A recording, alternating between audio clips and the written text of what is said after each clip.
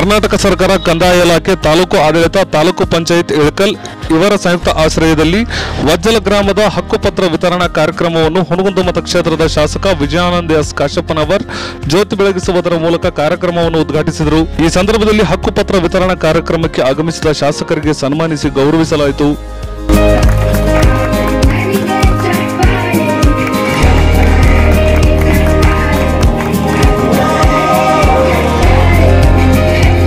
ನಂತರ ಹುನಗುಂದ ಮತಕ್ಷೇತ್ರದ ಶಾಸಕರು ಶ್ರೀ ವಿಜಯಾನಂದ ಎಸ್ ಕಾಶಪ್ಪನವರ್ ಫಲಾನುಭವಿಗಳಿಗೆ ಹಕ್ಕುಪತ್ರವನ್ನು ವಿತರಣೆ ಮಾಡಿದರು. ನಂತರ ಹಕ್ಕುಪತ್ರ ವಿತರಣಾ ಕಾರ್ಯಕ್ರಮದ ಕುರಿತು ಶಾಸಕರು ಶ್ರೀ ವಿಜಯಾನಂದ ಎಸ್ ಕಾಶಪ್ಪನವರ್ ಮಾತನಾಡಿದರು.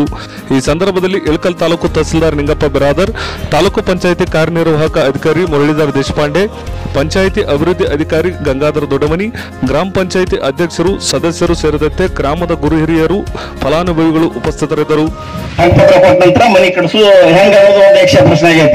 ಅದಕ್ಕೆ ಇನ್ನೊಂದು ಖುಷಿ ವಿಷಯ ಏನಪ್ಪ ಅಂದ್ರ ನಿನ್ನೆ ನಾವು ಹೈಕೋರ್ಟ್ಗೆ ಹೋಗಿದ್ವಿ. ಅದನ್ನು ಸರ್ಕಾರದವ್ರು ಕೊಟ್ಟಂತ ಪರಿಹಾರಧನ ಕಡಿಮೆ ಐತಿ, ಹೆಚ್ಚಿನ ದುಡ್ಡು ಕೊಡಬೇಕು ಅಂತ ಹೋಗಿದ್ವಿ. ಅದು ನಿನ್ನ ಹೈಕೋರ್ಟ್ನೊಳಗೆ ಆದೇಶ ಆಗೈತಿ. ಎರಡು ಆದೇಶ ಆಗ್ಯಾವು. ಆದೇಶ ಪ್ರತಿ ಮೋಸ್ಟ್ಲಿ ಸೋಮವಾರದ ಸಿಗ್ಬೋದು ನಮಗ.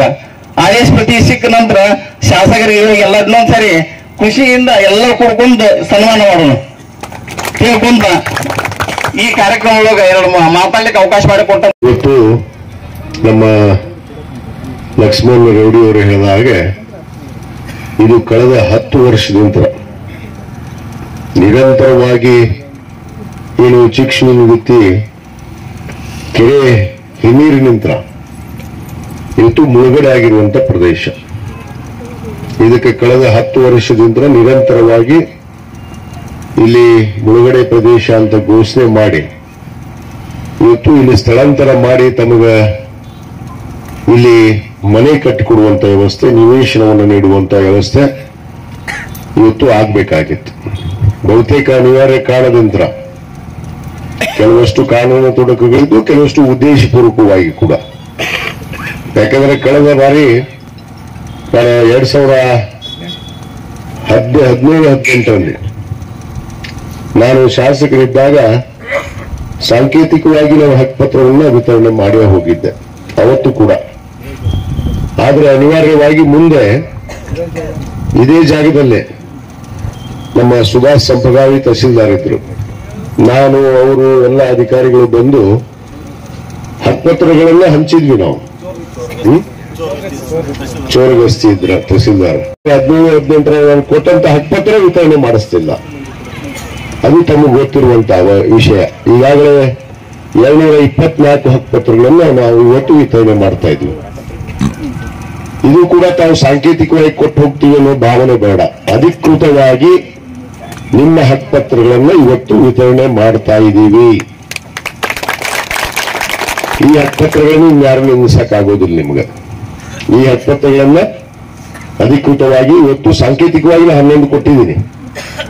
ನೀವು ನಾಳೆ ನಮ್ಮ ಕಂದಾಯ ಇಲಾಖೆ ಅಧಿಕಾರಿಗಳು ಮತ್ತು ನಮ್ಮ ಪಂಚಾಯತ್ ಅಭಿವೃದ್ಧಿ ಅಧಿಕಾರಿ ಗಂಗಾಧರ ಅವರು ಕೂಡಿ ಊರಿಗೆ ಬರ್ತಾರೆ.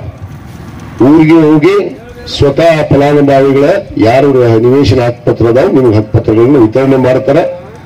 ರಿಜಿಸ್ಟರ್ ಒಳಗೆ ನಿಮ್ಮ ಸೈನು ತಗೋತಾರೆ. ಅಂದ್ರೆ ಅಧಿಕೃತವಾಗಿ ನಿಮ್ಮ ಹಕ್ಕುಪತ್ರಗಳನ್ನು ತಂದಿದ್ದೀವಿ ನಾವು. ಈ 224 ನಮ್ಮ ಹತ್ರ ರೆಡಿ ಅದಾವ. ಮತ್ತೆ ಅರ್ಧ ತಂದು ಕೊಟ್ಟು ಹೋಗ್ಯಾರ ಅಂತ ಅನ್ಬಾಡ್ರಿ. ಪೂರಾ ಕೊಡೋದಕ್ಕೆ ಬಂದಿದ್ವಿ, ಕೊಡಿಸೋದಕ್ಕೆ ನಾವು ನಿಂತಿದ್ದೀವಿ. ಮತ್ತೆ ಫೋಟೋ ಅವೆಲ್ಲ ಮಾಹಿತಿಗಳದಾವ, ಅವನ್ನೆಲ್ಲ ತಾವು ಕೊಡುವಂತ ಕೆಲಸ ಅಭಿವೃದ್ಧಿ ಅಧಿಕಾರಿ ಮತ್ತು ಕಂದಾಯ ಇಲಾಖೆಯವರು ಆ ಹಕ್ಕುಪತ್ರಗಳನ್ನು ವಿತರಣೆ ಮಾಡ್ತಾರೆ ಅನ್ನೋ ಮಾತನ್ನು ಈ ಸಂದರ್ಭದಲ್ಲಿ ಹೇಳಕ್ಕೆ ಇಚ್ಛೆ ಪಡ್ತೇನೆ. ಯಾಕಂದ್ರೆ ನಮ್ಮ ಕಾಲ ತಂದು ಕೊಟ್ಟರು ನೀವು ಅನ್ನೋ ಮಾತನ್ನು ನಾನು ಹೇಳಕ್ಕೆ ಇಚ್ಛೆ ಪಡ್ತೇನೆ. ಯಾಕಂದ್ರೆ ಲಕ್ಷ್ಮಣ ಮತ್ತು ನಮ್ಮ ಅನೇಕ ಗ್ರಾಮ ಪಂಚಾಯತಿ ಅಧ್ಯಕ್ಷರು, ನಮ್ಮ ಸದಸ್ಯರು ಹಕ್ಕುಪತ್ರ ಕೊಡಿಸ್ರಿ ಅಂತೇಳಿ 2-3 ಸಾರಿ ನನಗೆ ಶರಣಪ್ಪ ನಾಗರವಂಚಿಯವರು ಬಹಳ ಸಾರಿ ಬಂದ್ರು. ಕೆಲವಷ್ಟು ಜನಕ್ಕೆ, 200 ಜನಕ್ಕೆ ಕೆಲವಷ್ಟು ಹೊಲ ಕೊಟ್ಟವರಿಗೂ ಹಕ್ಕುಪತ್ರ ಕೊಡಬೇಕು ಅಂತ ಹೇಳಿದ್ದಾರೆ. ಅದು ಹಿಂದೆ ಆದೇಶ ಆಗೈತಿ, ಅದು ಅವರ ಗಮನಕ್ಕೆ ಬಂದಿಲ್ಲ. 7 ಹಕ್ಕುಪತ್ರಗಳನ್ನು ಕೊಡಬೇಕು. ಆ 7 ಹಕ್ಕುಪತ್ರಗಳನ್ನು ಕೂಡ ಶೀಘ್ರದಲ್ಲೇ ಕೊಡಿಸುವಂತ ವ್ಯವಸ್ಥೆ ಮಾಡ್ತೀವಿ ಅನ್ನೋ ಮಾತನ್ನು ಕೂಡ ಹೇಳಕ್ಕೆ ಇಚ್ಛೆ ಪಡ್ತೀನಿ. ಅದನ್ನು ಕೊಡಿಸ್ತೀವಿ. ನೀವು ಹೊಲ ಕೊಟ್ಟವರಿಗೆ ನಿಮ್ಗೆ ಮೋಸ ಆಗುವುದಿಲ್ಲ, ನೀವು ಕೂಡ ಹಕ್ಕುಪತ್ರ ಕೊಡಿಸ್ತೀವಿ. ಅದಲ್ಲದೆ ಕೆಲವಷ್ಟು ಹಕ್ಕುಪತ್ರಗಳು ಉಳಿದಾವ ಅಂತ ಹೇಳಿದ್ರು. ಇನ್ನು ಕೆಲವಷ್ಟು ಹಕ್ಕುಪತ್ರಗಳು ಉಳಿದಾವ. 23 49 ಅವು ಯಾವ ಕಾರಣದಿಂದ ಉಳಿದಿದ್ದಾವನ್ನ ನೋಡಿಸ್ತೀವಿ. ಹಕ್ಕುಪತ್ರಗಳು ಕೆಲವಷ್ಟು ಜನ ಯಾರೋ ಲೋಕಾಯುಕ್ತಕ್ಕೆ ಹೋಗಿದ್ರು, ಕೋರ್ಟ್ಗೆ ಹೋಗಿದ್ರು ಅನ್ನೋದು ಮಾಹಿತಿ ಇದೆ. ನಮ್ಮ ತಹಸೀಲ್ದಾರ್ ಅವರಿಗೆ ಅದನ್ನ ವಿಚಾರ ತಿಳ್ಕೊಂಡು ಯಾರಿಗೆ ಹಕ್ಕುಪತ್ರ ಕೊಡಬೇಕಾಗಿದೆ ಆ ಹಕ್ಕುಪತ್ರಗಳನ್ನು ಕೂಡ ಕೊಡಿಸುವಂತ ವ್ಯವಸ್ಥೆಯನ್ನ ಮಾಡ್ತೀವಿ ಅನ್ನೋ ಮಾತನ್ನು ನಾನು ಈ ಸಂದರ್ಭದಲ್ಲಿ ಹೇಳಕ್ಕೆ ಇಚ್ಛೆ ಪಡ್ತೀನಿ.